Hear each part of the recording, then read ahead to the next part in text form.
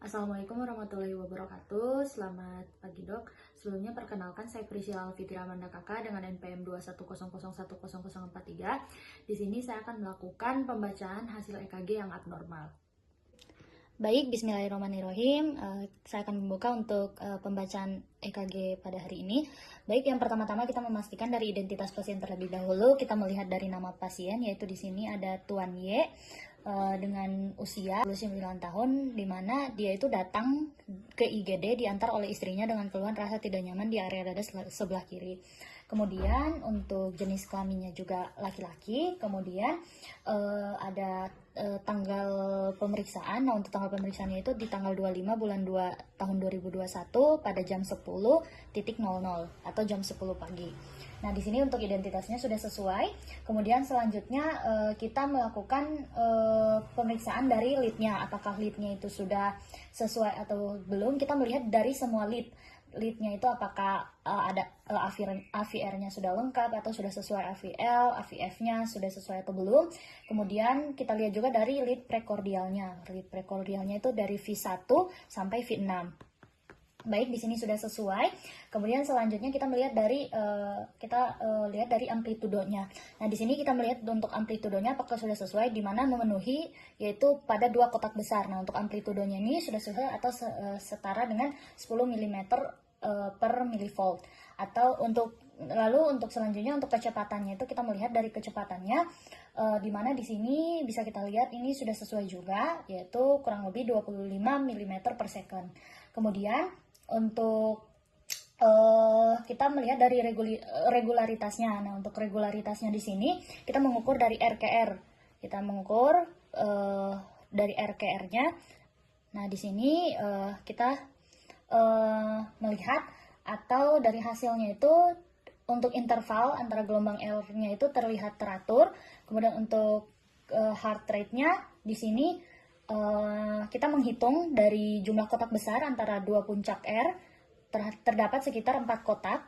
Terdapat 4 kotak, 1, 2, 3, 4, ada 4 kotak besar. Nah, sehingga heart rate-nya itu menunjukkan frekuensi jantung yang normal. Kemudian selanjutnya dari sinus atau non sinus rhythmnya.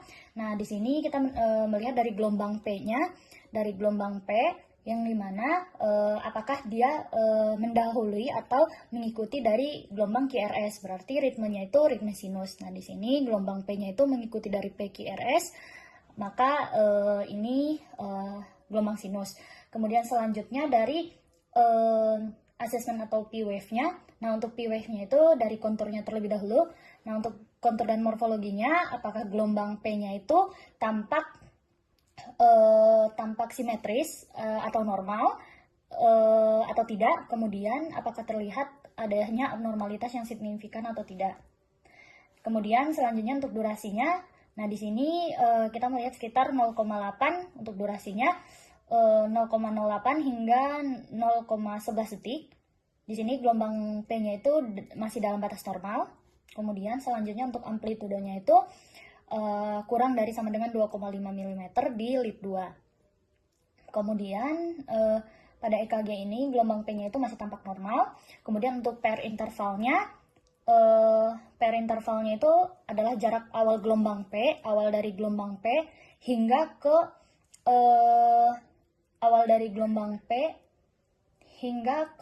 awal dari kompleks QRS-nya.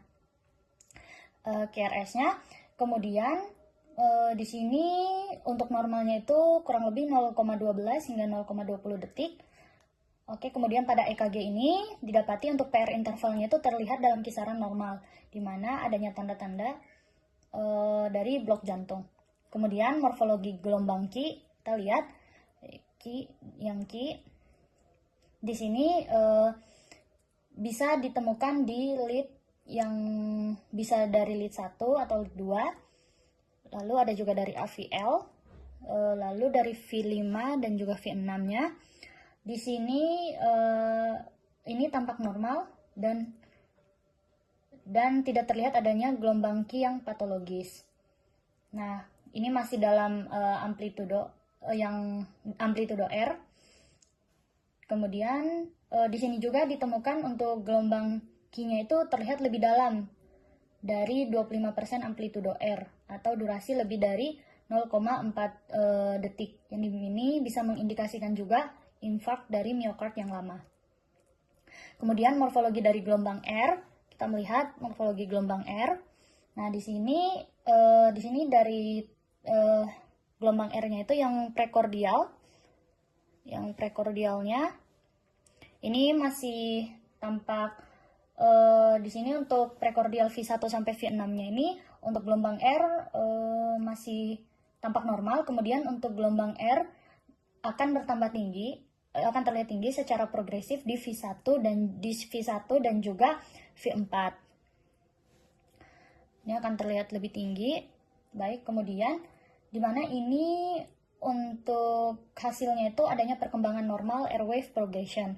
Kemudian morfologi gelombang S, di mana gelombang S-nya itu dia tampak gelombang S-nya itu di sini dia tampak dalam batas normal, tidak ada hipertrofi ventrikelnya.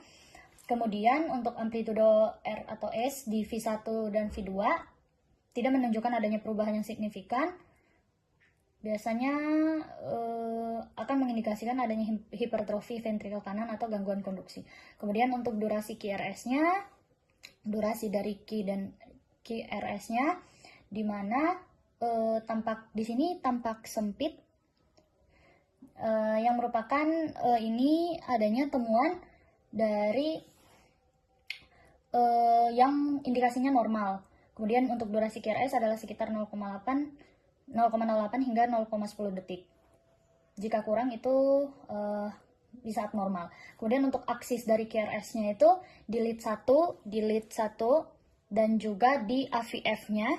Kita bandingkan dengan AVF-nya. Nah, di sini untuk menghitungnya itu kompleks QRS di lead 1 dan AVF. Nah, untuk lead 1-nya itu dia itu QRS-nya itu positif, dia ke atas. Kemudian untuk AVF-nya juga dia positif. Nah, ini menunjukkan aksis jantung normal, kurang lebih hingga 90 derajat. Kemudian ST segmen di sini terlihat untuk ST segmennya itu S dan juga T segmen. Nah, di sini adanya depresi. Lalu di beberapa lead adanya depresi. Nah, ini mengindikasikan iskemia miokard. Nah, untuk lead-nya itu ada di lead 2. Ini ada depresi, kemudian AVF-nya. Kemudian morfologi gelombang T. Nah, gelombang T-nya itu untuk gelombang T-nya itu tampak terbalik. Kemudian di lead yang terlihat di lead 2 dan juga lead 3 di sini dan juga AVF-nya ya. Ini mengindikasikan adanya iskemik miokard pada dinding inferiornya.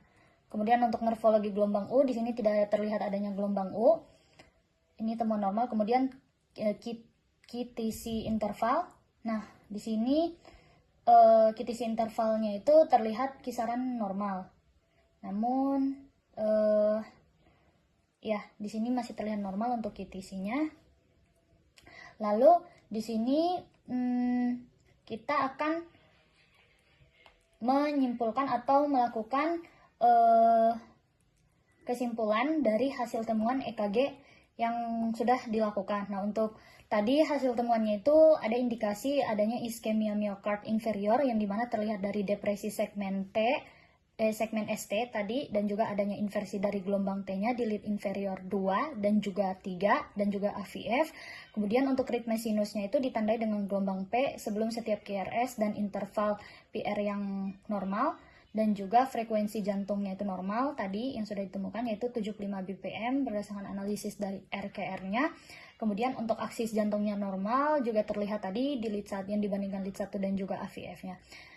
Di sini untuk kecurigaan awalnya itu kemungkinan besar pasien itu mengalami angina unstable atau NSTEMI atau non-ST elevation myocardial infarction. Nah, ini hasil yang sudah ditemukan. Baik, alhamdulillahirabbil alamin. Wassalamualaikum warahmatullahi wabarakatuh.